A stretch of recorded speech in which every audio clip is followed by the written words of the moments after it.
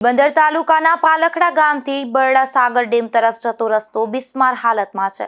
આ રસ્તા પરથી નીકળવું ખૂબ જ મુશ્કેલ બન્યું છે, ત્યારે વહેલી તકે આ રસ્તાનું સમારકામ થાય તેવી માંગ ઉઠી છે।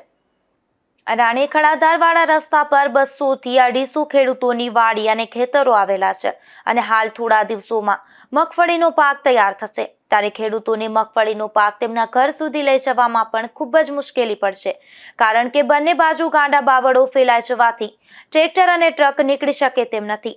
અને આ બાબતે ખેડૂતોના જણાવ્યા મુજબ પોરબંદરના ધારાસભ્ય, જિલ્લા કલેક્ટર, મામલતદાર અને ક્ષાર અંકુશ વિભાગને અવારનવાર છેલ્લા 4 મહિનાથી લેખિત અને મૌખિક અનેક વખત રજૂઆતો કરવા છતાં ખેડૂતોનું કોઈ સાંભળતું નથી તેવું સ્થાનિક ખેડૂતો જણાવે છે।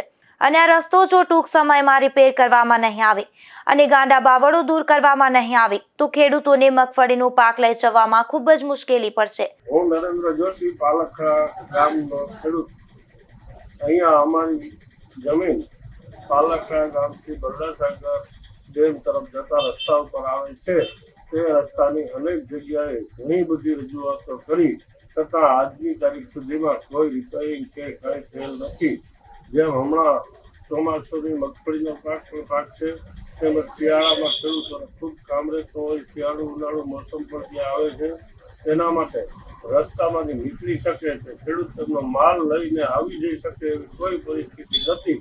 તો જે તેને લગતાઓને આ લાગુ પડતું હોય તે ખાતાએ આ રસ્તો ત્વરિત રિપેર કરવા વિનંતી।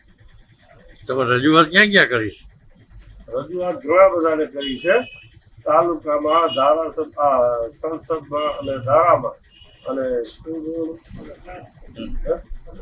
કલેક્ટરમાં બધી રજૂઆતો કરેલ છે, તો કોઈ જવાબ મળેલ નથી।